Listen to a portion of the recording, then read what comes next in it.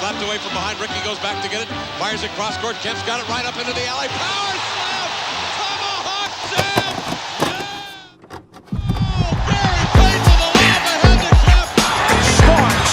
Hey guys, this is Dominique Wilkins. Hey, this is Shawn Kemp. This is Gary Payton. Hey, this is Pau Gasol. NBA fans, what's up? This is Vince Carter here. Hey, what's up? This is Matt Barnes. If you're an old school NBA fan like I am, make sure you check out the Basketball Time Machine with my man Sean David. Hey guys, what's good? Welcome back to the Basketball Time Machine. I'm your host, Sean David. Thanks for tuning in. I hope you're ready for your weekly dose of old school NBA basketball. In today's episode, I want to take a look at 7 NBA players from back in the days where trade kind of destroyed their NBA career. But before we dive into that, let me ask you guys for a small favor. If you enjoy the content, please like the video and subscribe to the channel if you haven't done it yet. Alright, enough said, now let's dive right into today's episode.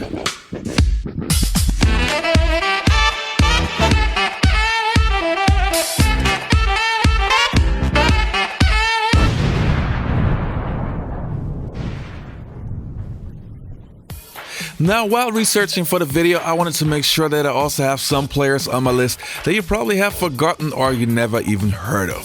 So let's start with player number 1. Okay, but the first player indeed was an NBA superstar. I'm of course talking about Shawn Kemp of the Seattle Supersonics when he was traded to the Cleveland Cavaliers and every single team that followed. While Kemp was playing for the Seattle Supersonics, he became one of my favorite players of all time. The incredible dunks, the vicious monster blocks, and just in general, his style of play.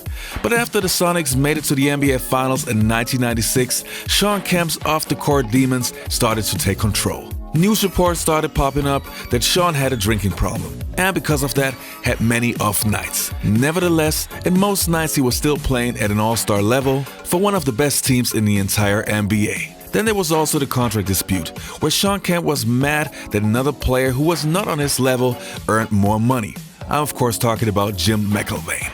Things really got sour between the Seattle Supersonics and Shawn Kemp. And in those cases, it's always the same, the player gets traded. And even though at first it looked like Shawn Kemp would still play well for the Cleveland Cavaliers, slowly but surely his off-the-court demons got worse. In Seattle, Kemp had George Karl and Gary Payton to challenge him and to kick his butt if necessary. In Cleveland, exactly this kind of person was missing. Then came the 1999 lockout, and Shawn Kemp returned on the court with so much overweight you could not believe it as a fan. And he was only in his late 20s.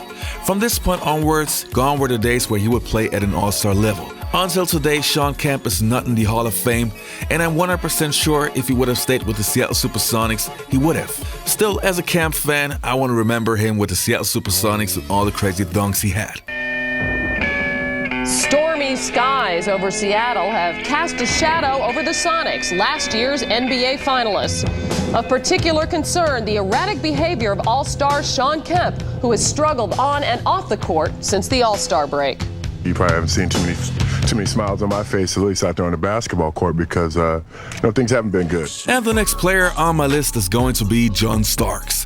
When we think of John, he automatically reminds us of the 1990s New York Knicks. He was the second best scorer next to Patrick Ewing and was a great sidekick. In other words, Starks was New York. Starks was the little guy that the crowd related to. A standing ovation welcoming back John Starks. He was just fearless. Starks for 3. We see him be always a guy making that pivotal play and flaunting it, dancing off the court, tantalizing guys up in their face, always making the threes, pulling his shirt. So he was very animated on the court, very provocative type of player.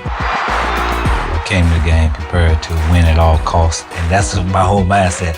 I'm going to go in there and play like a tiger. I'm going to do everything I can out there on the court to help this team win, whether it's diving for balls, doing whatever. It looked like Starks would forever be a New York Knick, but then out of the blue, in 1998, the New York Knicks decided to trade John Starks to the Golden State Warriors. It seemed they would not play a role in championship basketball.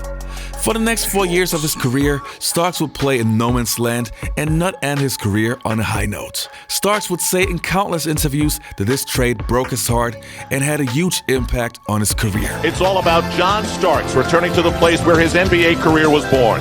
For 8 years, we watched him bounce to a different beat and play every game like it may be his last. It's a night for the memories of when he soared, of a love affair that must deal with the simple fact that now he's a Golden State Warrior. And the next player on my list is a guy that most of you probably forgot, Tom Gugliotta, a player that had the potential to be a Hall of Famer. If you have never heard about him, take a look at the following clip. The Bullets' success over the last decade with top draft picks is spotty at best. It's been as if the crosshairs were just slightly askew. The players either don't play well in Washington or they go on to play well somewhere else. But Washington seems to have nailed the bullseye with its latest selection, Tom Gugliotta, a kid who's not afraid to pull the trigger in any situation. When Gugliotta played for the Minnesota Timberwolves with Kevin Garnett and Stephon Marbury, he became an NBA All-Star and actually was maybe the best player on his team. He was averaging 20 points, 9 rebounds, and was a great all-around basketball player. Then in 1998, he signed with the Phoenix Suns, a move that would have hurt his entire career. He would not only battle many injuries from that point onwards, but his style of play did not match with the Phoenix Suns. He would receive less minutes, less touches, and less trust from the coaches. Gugliotta was never able to perform on the same level and would have been forgotten over time, which was very unfortunate since this guy could really hoop when he was still playing with the Minnesota Timberwolves. And the next player on my list is Nick the Quick Van Exel. Now imagine the 80s Showtime Lakers in the 1990s. That is what Nick Van Exel brought to the Los Angeles Lakers. When he was running the point guard position in LA, the Lakers seemed to have their point guard for the future. He could score, he could pass, and he had a fun style. But he did not get along with his coaches. In hindsight, he could have had the position of Derek Fisher, win multiple championships with Shaq and Kobe. But instead, he was traded to the Denver Nuggets in 1998 for Tony Betty and Tyronn Lue. After the trade, Nick Van Exel had an average career, but it was not only his fault. He would not play for a championship contender and therefore kind of got forgotten over the years. And the next player that I'm going to talk about is Antoine Walker. There was a time in the NBA where Antoine Walker made 2 All-Star teams in a row and was one of the most exciting players in the entire NBA. He was a great all-rounder, could score, could rebound, could pass, and playing alongside Paul Pierce, it felt like the Celtics just needed one more key player to compete for a championship. But instead of building, they traded Walker away. For him, this meant no more superstar status, but becoming a role player on multiple teams. No more All-Star games, no more Walker and Pierce. Antoine Walker was never the most effective guy, but definitely a player that I was rooting for. He could have been a Celtic legend. With the 6th pick, the Boston Celtics select Antoine Walker. Walker goes in for a slam dunk for Boston. And the next and the last player on my list is going to be Anthony Penny Hardaway. Now with Penny Hardaway, it was a little bit different. We have to remember him mostly because of his injuries and being one of the biggest what-ifs in NBA history. For many years, he and Shaquille O'Neal were the face of the Orlando Magic until Shaq left and Penny became the franchise player. Then slowly but surely, everything started to crumble in front of our own eyes. He played for many other teams after being traded to the Phoenix Suns in 1998. If he would have stayed with the Orlando Magic and they would have gotten Tracy McGrady and Grant Hill like they did, he could have been a vital piece of a championship team. Instead, Penny bounced around the league and never was an important piece of any team. Still, we should never ever forget how good Penny was with the Orlando Magic. It's a tough situation for me right now. It feels like, I'm just not being respected like I need to be respected here. I felt like I made everybody else on this team better, even if I wasn't scoring points. I don't think that I've ever had a chance to really let the real Penny Hardaway out here in Orlando. And a lot of people have unfairly not let that out. And you've always had so many critics about my game, about me as a person, and no one has ever let me be me. And I think the only thing that I want is just happiness. Well, Penny Hardaway gave it a shot, but that left knee just would not cooperate. But it was amazing, though, even playing on one leg, what Penny Hardaway could do at about 50% of his capacity as he dragged around that left leg. Gave it a shot this season for the Suns, played 4 games, but now back on the injured list. By the time we got Penny, his knees were really bad and getting worse. But he still had nights where you talk about a guy who could play. I mean, talent.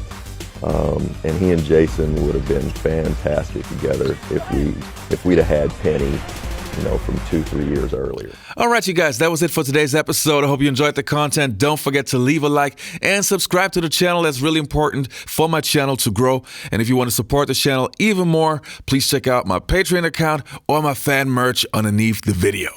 All right, you guys, see you next time on the Basketball Time Machine.